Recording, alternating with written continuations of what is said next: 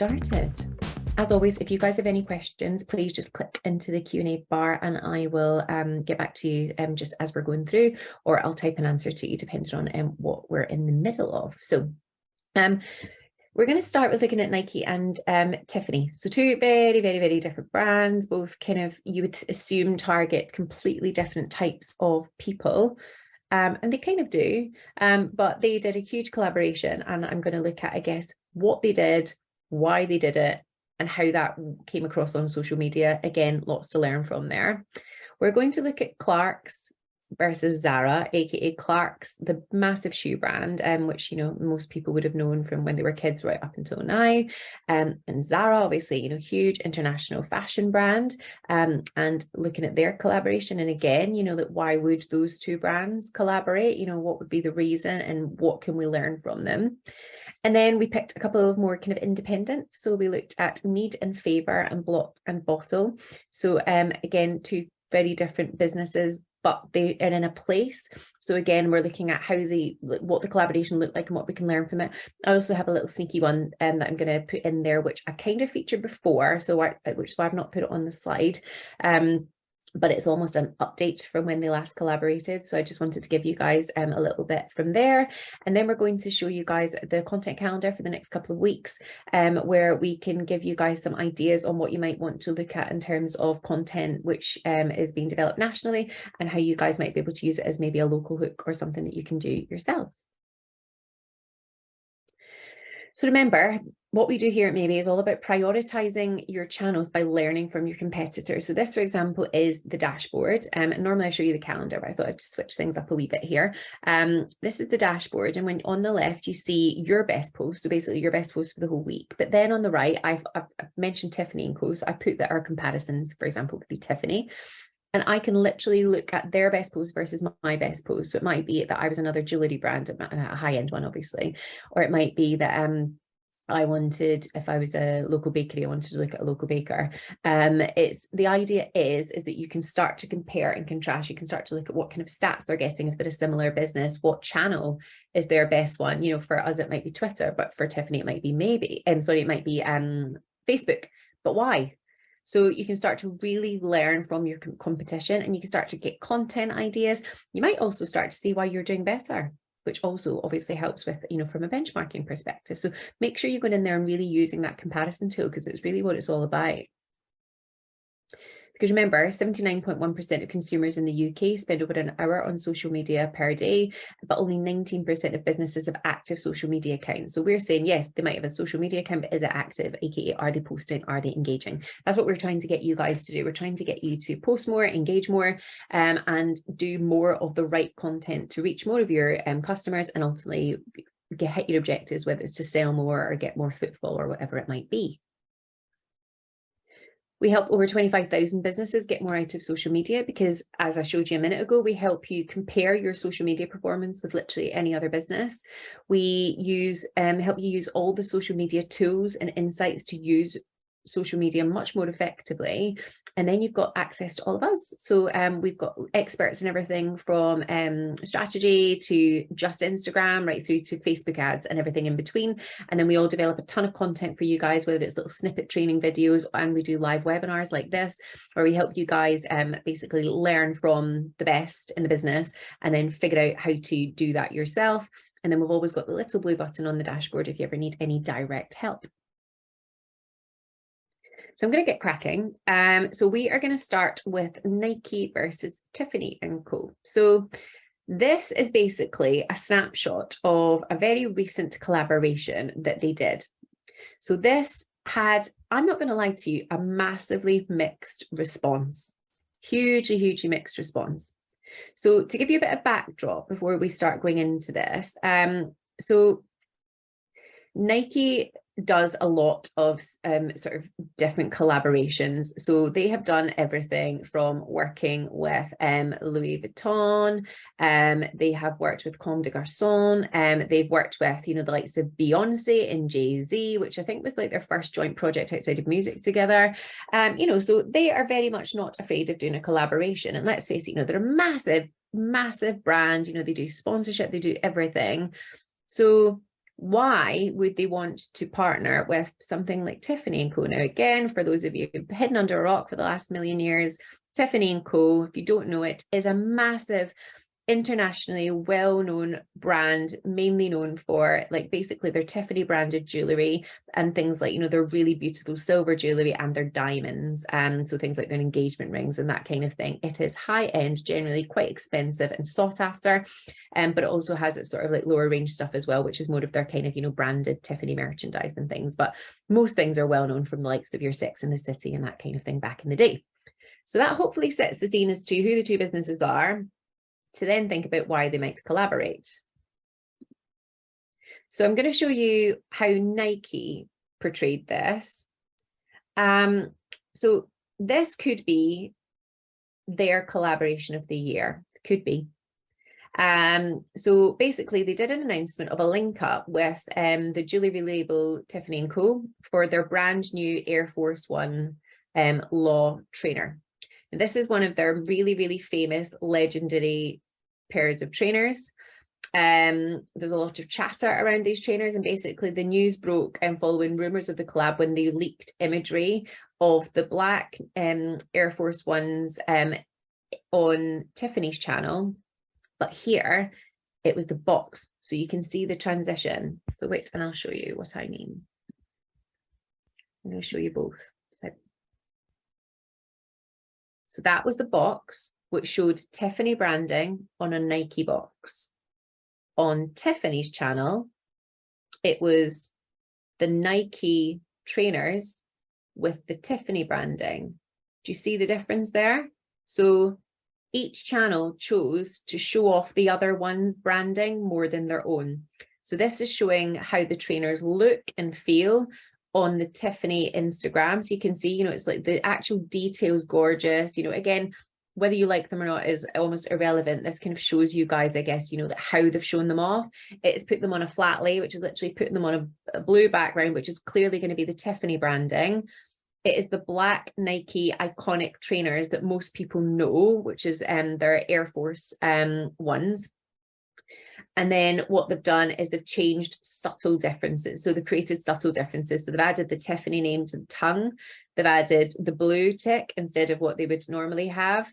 And then they've added the little silver decoration at the back. And then to be fair, all they've done, I mean, obviously they've just spent a fortune on this, but most people could do this if they really wanted to do, you know, to show off their product. They've then just literally done, you know, like they've had the camera, if you like, either walk around or they've had them spinning slowly. And the camera stayed there just to show all the different angles of them. And then they've added in a legendary pair. So let's go back to Nike. Theirs is a static image on its own, but it's the flip side. So it is the Nike box with the Tiffany branding, which really to me shows off the Tiffany branding much more than the Nike box. I barely even, if I'm being honest, if you know the brand, I barely even notice the tick. I notice, oh, it's all about the Tiffany branding. And I think what's really interesting about it is that both have chosen to do it basically on the same day, but they've switched. So one's showing the box, one's showing what's inside the box. What's inside the box is more Tiffany. What's on the outside of the box is kind of a bit more Tiffany, but actually, you know, you do have the big label. So, sorry, what's inside the box is more Nike, what's outside the box is more Tiffany, and they've shown that on the other channels. So have a think about how you could do something like that if you were to do a collaboration. So literally, if it was, I use this analogy all the time, but it's because I've seen it done really well. If you were a florist and you were giving, I don't know, that every quarter you do a whole load of nice new garlands or something for a local restaurant and a local bar, how would you show that collaboration visually? Well, it could be that on your channel, if you're the florist, you're showing more, it might be like within the restaurant, and it might be two people having a gorgeous cocktail and your flowers are very much in the background. And it's just a little kind of, you know, little caption of things to come or something like that.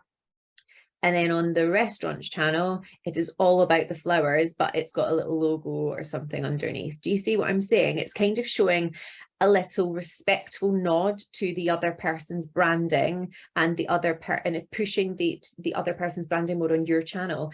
And let's face it, that's what this is about. What they're trying to do, if you're like, it's for diehard, you know, fans of both Tiffany and Nike, it's actually meant to be really about, I guess, you know, Nike getting a lot more following through Tiffany & Co, and then Tiffany & Co getting a lot more following through Nike, and probably being more cool and a bit more relevant and a bit more hip. Now, the other thing that Tiffany did, so Tiffany also launched, which isn't talked about in this, but this was the launch, bearing in mind. So Tiffany also launched a series of basically shoe tools. What else would I call them? So they did things like a shoe brush. They did, what else did they do? Yeah, they did like a little kind of shoe brush. They did like a little, what's the thing called where you help getting your foot into the shoe? One of those little things. There you go, a shoe brush, there. So they created a solid silver Nike shoe brush. Now, by the way, these are not designed to be used. These are limited edition items that were designed to be around the idea of the collaboration. It was to show how the two brands could work together. Now, Nike don't really feature these at all. Tiffany do. But these are, so this was Don't Forget the Tongue, which is obviously, I mean, literally it's like a toothbrush, obviously, you know, it's a bit of a play on words. Then you've got that, then you've got obviously the more subtle flex here. And you've got Lace to Perfection. So they created laces. Now they are, again, obviously for like, they are for purchase. A whistle, don't even know if the whistle actually works, but again, it's more of a limited edition idea. But what's interesting to me is what people's reactions were to this collaboration. So I think I've shown you guys how a collaboration can work and how two people can launch it in exactly the same way. They both said, they both basically said the same thing. They've both done a short caption. They've both done, I'll go back to Nike. They've both said a legendary pair. Now, a legendary pair comes back to, I guess, their tagline for the original shoes, but then it also is about the fact that it's a pairing. So it's a collab. They've both tagged each other in, and they both said the same thing, and they both said coming soon. They've done nothing else. There's no videos that show you the behind the scenes. There's no kind of, you know, I don't know, talking to designers about the reasons why and blah, blah, blah. They've kept it really simple, but it's all about the subtlety. This one's all about Tiffany, and the other one's all about Nike. So the reaction's been really interesting. So lots of people got really annoyed about it, which I think is really interesting. So terrible design, I got excited for nothing. Some people have said, what's inside the box? So the box got a few negatives, but generally people were excited about what was in the box. So then when they saw what was in the box, and bear in mind now this is on Tiffany's as opposed to on Nike's feed. So it's got 304,000 likes and 8,000 comments. Missed opportunity to make them white. Who designed it? Oh no, I expected so much more than this. Literally, please return this to Tiffany. The box is more appealing than the shoe. Can you get them in white with the blue? Okay, sorry, but who's wearing those? Blah, blah, blah, blah, blah. So most people think the box was better than what was actually in it. How interesting is that? So to me, what I would take from this is that you need to be prepared if you are going out there with a collaboration that one might have a better response than the other one. So you need to make sure that you're prepped for that. You're ready for any negative comments, you know, that it might be that one's got a really cult loyal following and the other one's going, not so much, so that one's interested and that one's not. So bear in mind how people might respond to a collaboration before you actually launch it. Now, personally, I think how they could have done better with that is not by just showing the box, for example, but actually by showing the ways that I guess it evolved. You know, what were the conversations which made them collaborate? What were the reasons behind it? Let's look at, you know, I don't know, like the making of the box, the design of the blue tick, the decision on the silver bit on the back. It helps bring people along on a journey. So again, that's something that I would suggest if you're going to do a collaboration and you're going to do it through social media and you're going to do a big announcement like coming soon, have in your stories, have on reels, have in your Facebook highlights, things like that. Just make sure on a pinned post, for example, make sure that you're showing how that develops. So just, you know, it's just a little thing, but it was something that I thought of when I was looking at the comments. But do you know what? Do you know what's great about social media? There's no such thing really, like, you know, I mean, obviously there is such a thing as bad press, but ultimately, you know, like there's no such thing as bad engagement, really, because even if people are sitting there and moaning about it, the algorithm's loving it and Instagram's shoving it out to even more people. And you guess what? There might be a lot of people that will buy them. So that's the idea behind it, isn't it? This is about reach. It's about engagement. It's about driving new people to each person, each one's brand. It's really, really strong one. So yes, whether you like the box or whether you like the shoe brush or whatever it might be, you know, get involved if you want to. But I just thought it was a really interesting one to look at because of how they've done it and then what the reaction's been to it.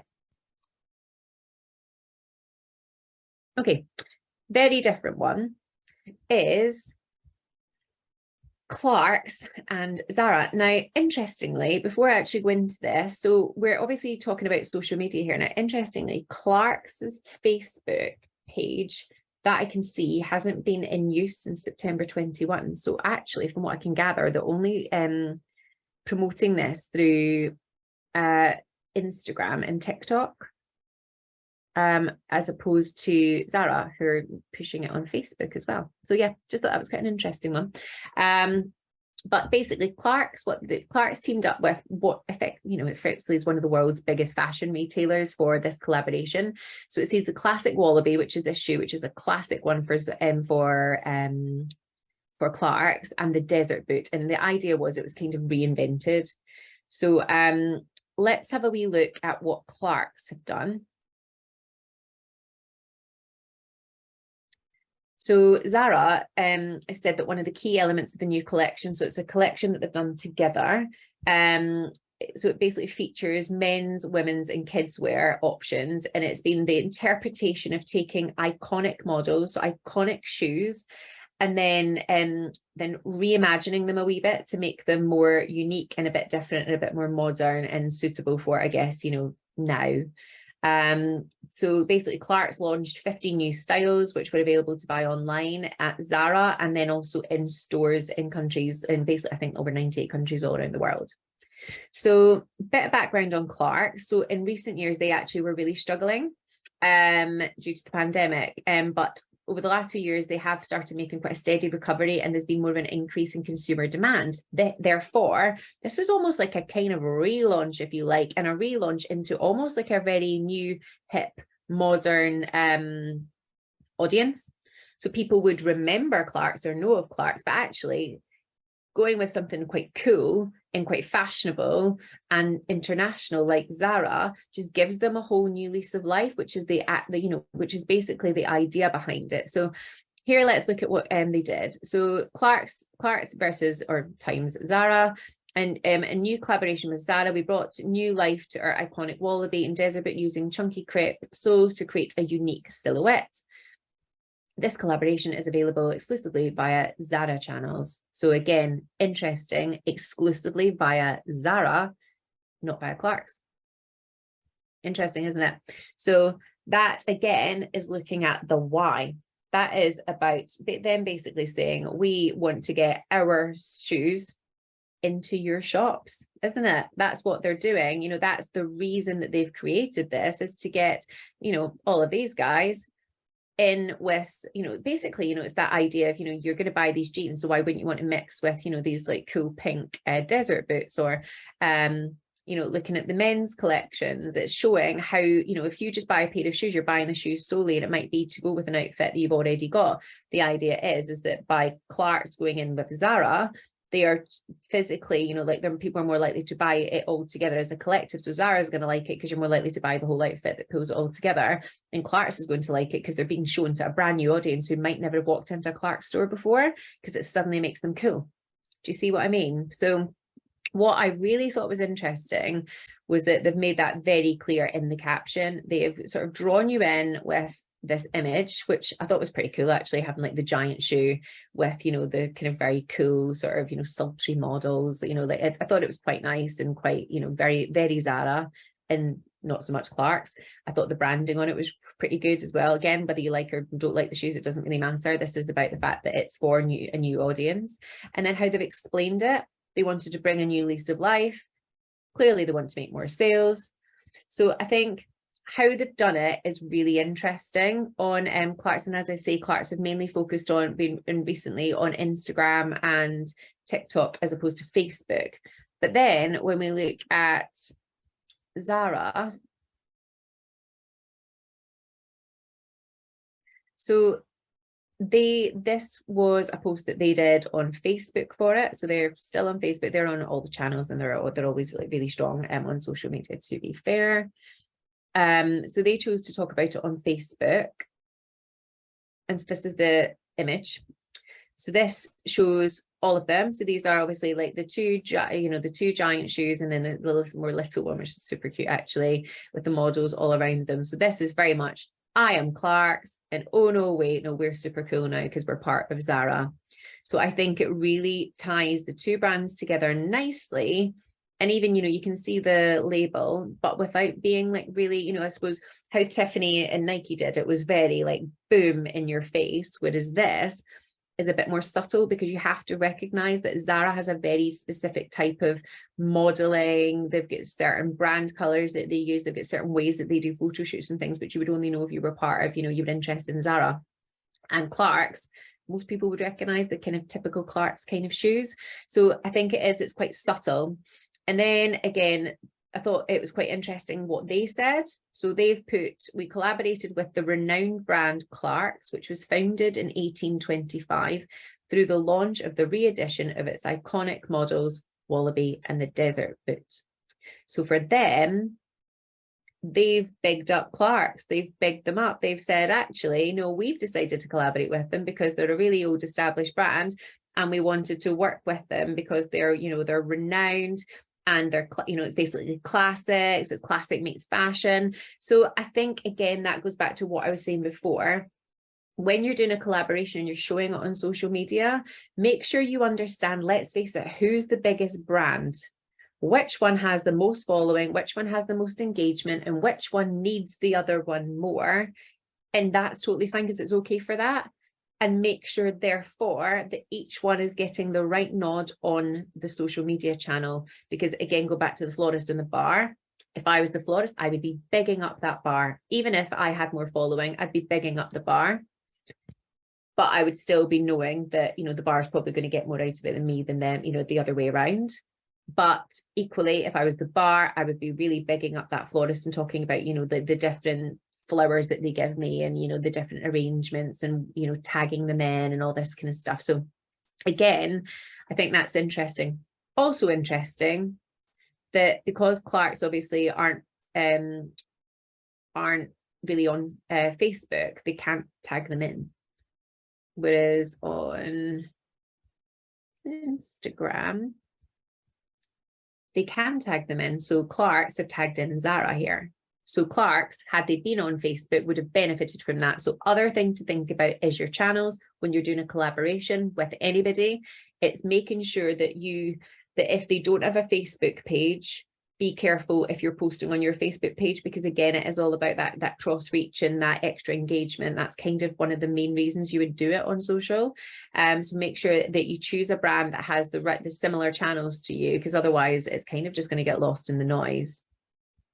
But again, interesting that some people weren't hugely happy about it. But do you know what? Not everyone's going to love everything. What it did get is a ton of engagement, because look, this got 9,000 engagements. And then on Facebook, I think they had 1.4 thousand engagements. So, two brands working together, decent amount of reach. So yeah, lots to learn from these guys, I think.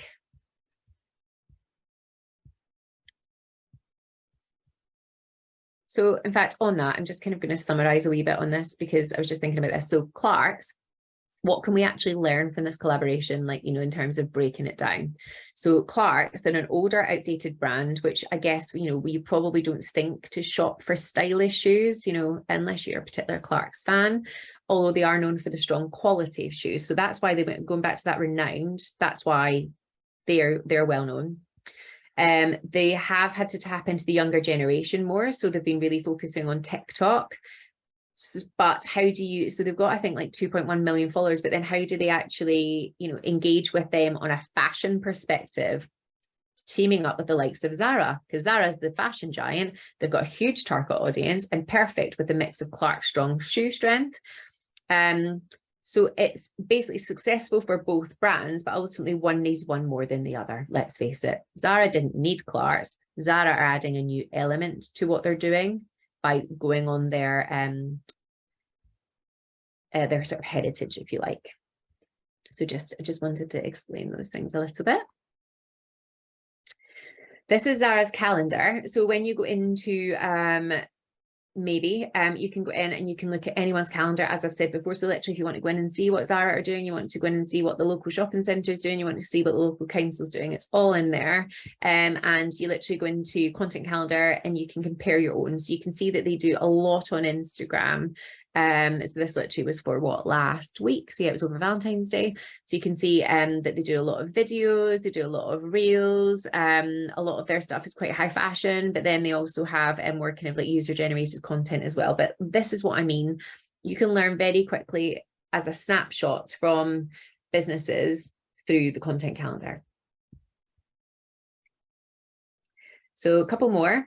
So this is Need and Favour and Block and Bottle. Now I want to talk a little bit about this one. So sorry, my voice is going a little bit. Too much talking. So this is Need and Favour.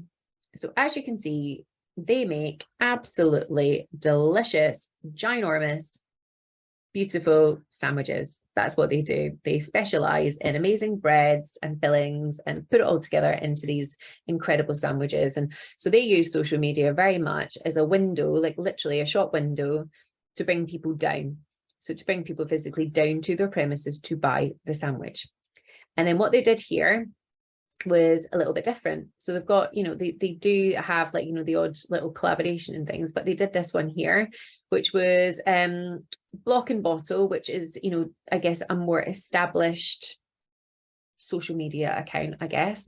So they've got Block and Bottle here, they've got the logo there, and then they're showing the sandwiches in the background. And then they said, collab alert, keep your peepers peeled for our new special collaboration sarnie coming soon with our wonderful friends at Block and Bottle. So this is another local business.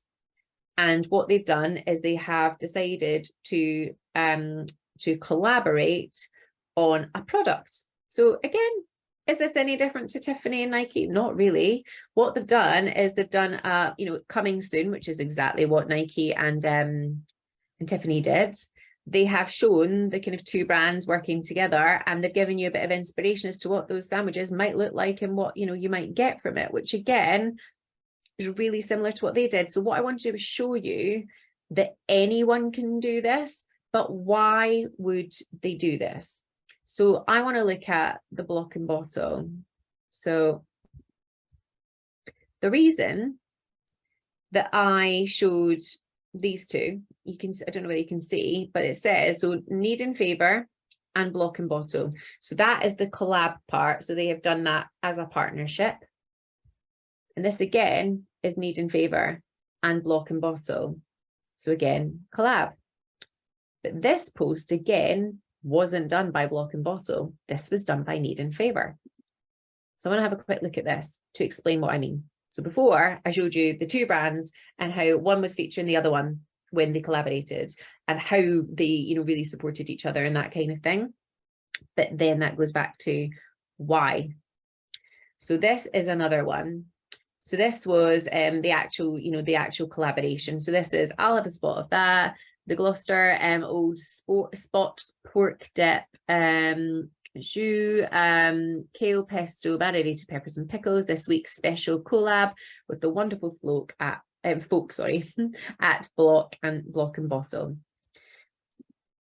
So this is showing you an outstanding sandwich that they've dreamed up with with the drink, and like, sorry, not with the drink, with the dip, and showing it, and it's all, it's food porn sexy kind of glory, really, isn't it? You're either going to love that and want a bit of it right now because you're hungry, or you're going to loathe that. But either way, everyone can appreciate what a good sandwich looks like. Okay, so the image itself is great, but it's showing that it's a partnership. That is saying you're with them, so that's the best way to show the partnership.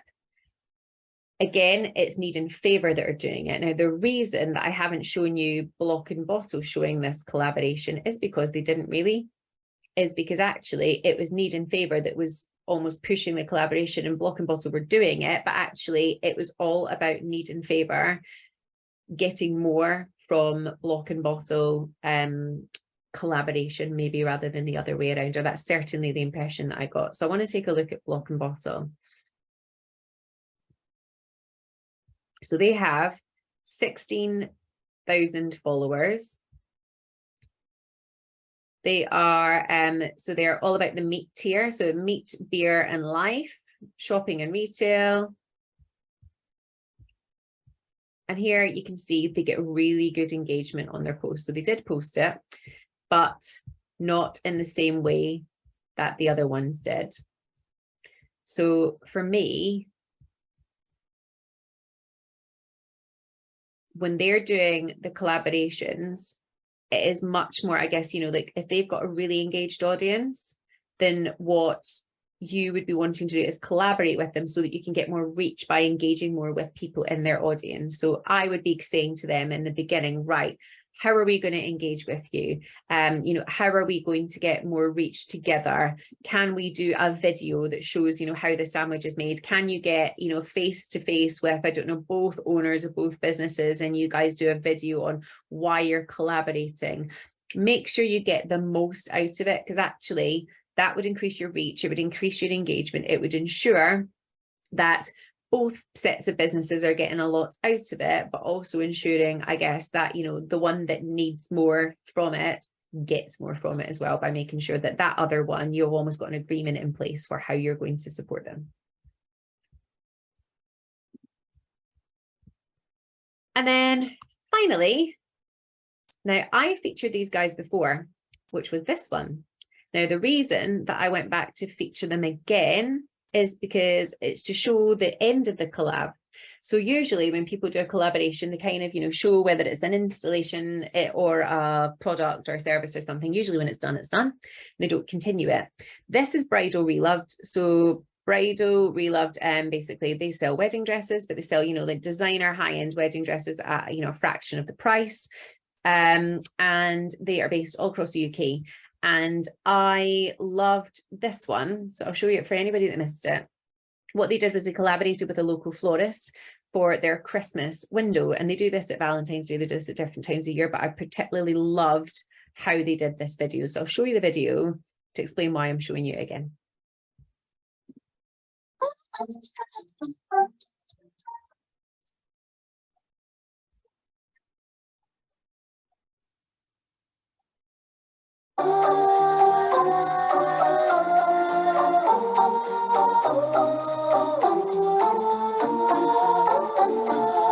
So I'm sorry, but it's just gorgeous. It's gorgeous. So that is their December window. They collaborated with an absolutely gorgeous local florist. And it's two women that are running the businesses, and they basically got together and they created some beautiful displays, and they created that incredible flower wedding dress, which is an absolute showstopper. And what I love is that they've done exactly what I think that Tiffany and Nike and all the other ones should have done, which is showing how the collaboration happened. They're showing the prep that went into it. They're showing how it was made. They're showing, they're giving us more detail. And I absolutely love it. And this got a lot of engagement for them. And then in the actual caption as well itself, it talks about, how we're so blessed to be surrounded by so many talented people, and doubly blessed when they sponsor the window for a month. So they're basically saying, they're giving you all the detail. They're really bigging up that other business, which is just wonderful. So this to me is how it's done. Yes, it's on a small scale, but this to me is how it's done. This is two businesses working together. Guess what? If you need a wedding dress, you need flowers for your wedding. Guess what? If you need flowers for your wedding, the likelihood is you need a wedding dress or a bridesmaid's dress or some of the other things. So that is why it's a dream collaboration, and why, you know, she's not had to pay for the flowers, and they've not had to pay for the window space. You know, it's basically sponsorship. It's, you know, it's like a giving of services, but it means that they're going to come up in each other's feeds. They're going to come up to each other's customers. This is what it's all about.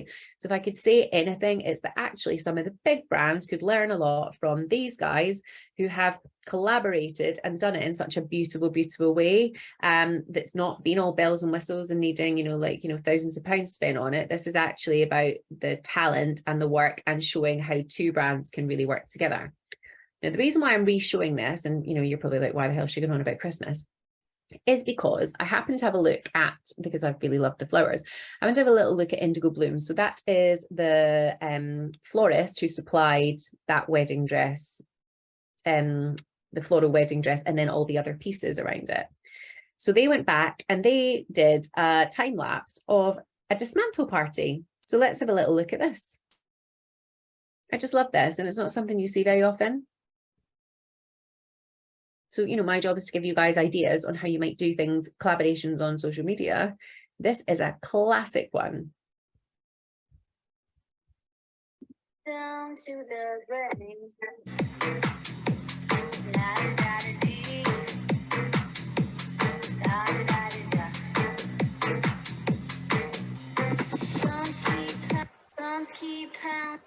So it's always sad when dismantling Christmas displays, but it's always great fun spending the morning with the lovely Ali at Bridal Reloved Caister. She is lovely, I've spoken to her. So thank you again, Ali, for the opportunity to dress your window, and I love decorating your beautiful shop. See you soon. Now, so do you remember a minute ago when I showed you Ali from Bridal Reloved, when she did the post? It was so gushy about Indigo Blooms and how incredible the lady is and how talented she is, and how she was so lucky that, you know, she chose her shop to do this display.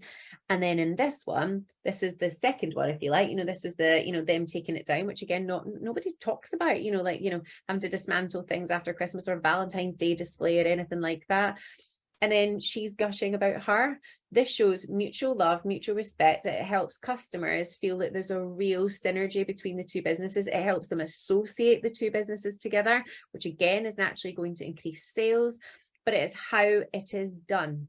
It's how it's done. This is how two brands should show how they are collaborating together and get the most bang for their buck. The amount of time and effort that would have taken to pull all that together and come up with the ideas and how the dress would look and how the window would look and that kind of thing. That's a lot of time, effort, and skill.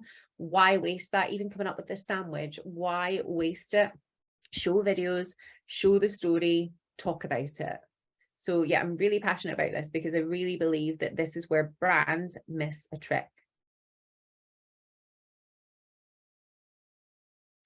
So we talked a lot about collaborations. Now, I also want you to think about maybe some ideas that are coming up in the next few months using our content calendar. So this is our 2023 social media content inspiration calendar, where effectively what we've done is we pulled together all of the national days, all the national days, weeks and months, all the awareness days, all of the, you know, love your dog days, all those ones that I guess everyone goes searching for to come up with some fun content or maybe a full campaign based on it.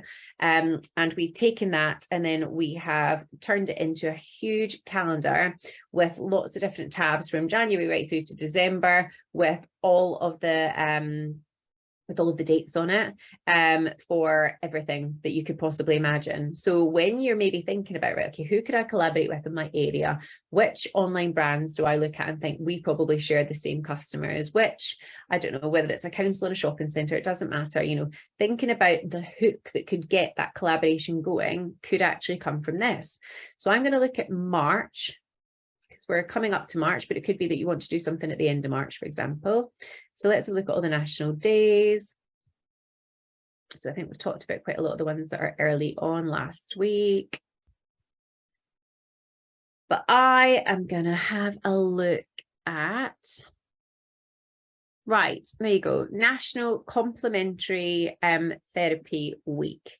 So this is aimed at it's an event aimed at celebrating complementary therapies and the amazing work and services offered by the complementary therapists and the invaluable service that they do, blah, blah, blah, blah, blah. Now, if you are in, right, I live in Aylesbury. If you're in Aylesbury, right, And you might do Reiki, you might do massage, you might do, I don't know, you might even do like a sort of maybe more alternative beauty therapy.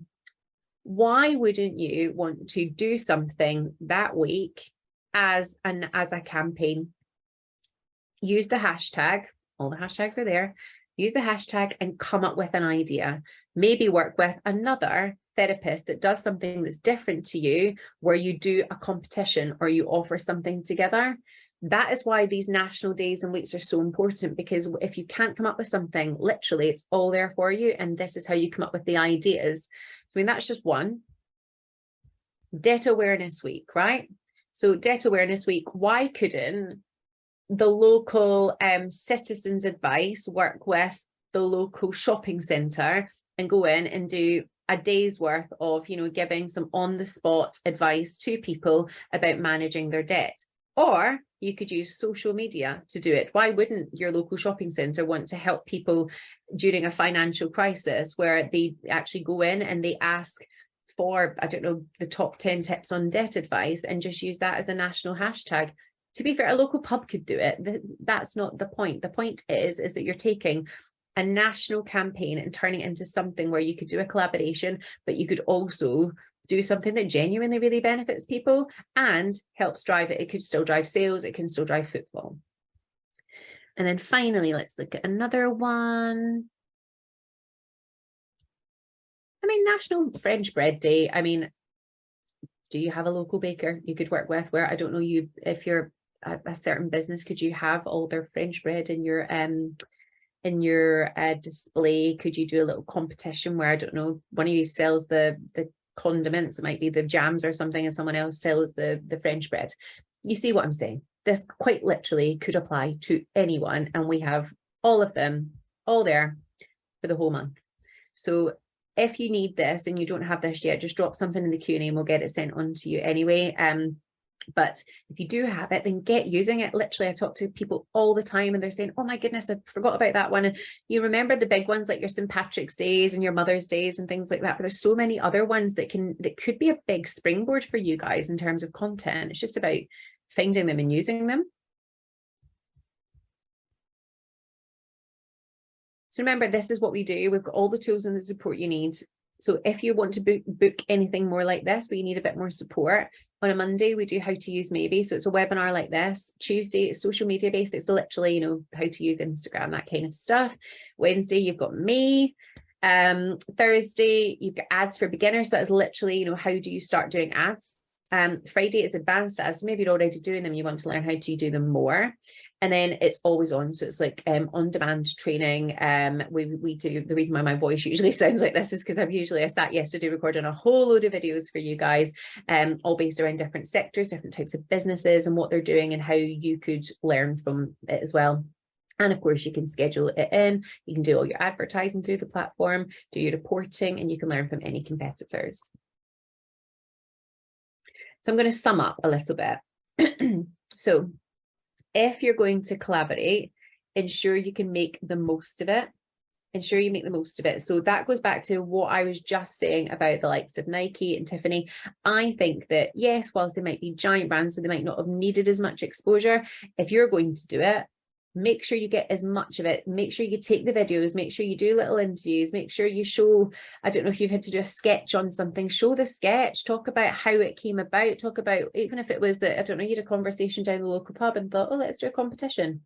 Talk about it. People want to see the behind it so that they can buy into whatever the collaboration is. So that, again, it's showing the behind the scenes. Make sure both businesses tag, make sure both businesses share, make sure both businesses are super engaged in the collaboration as well. So it can't just be one over the other. It can't just be one a little bit and then the other one really, really pushing it. It should be both fairly equally, whilst one can still understand that the other one's maybe getting a wee bit more out of it. And do a follow-up. I love what the bridal shop did with the florist. I absolutely love it. Why wouldn't you go back in and show, you know, I don't know, a time lapse of you taking down that Halloween display or the Valentine's display or the Mother's Day one or anything like that? Or it might be, I don't know, you did a competition as a collaboration and this is you know, showing the prizes, you know, anything like that. Why wouldn't you want to show, you know, you've shown the before, you've shown the during, you've taken us on a journey, let us see the after. And again, you get more bang for your buck. You're talking again about each other's brand. You're going to get more reach and more engagement.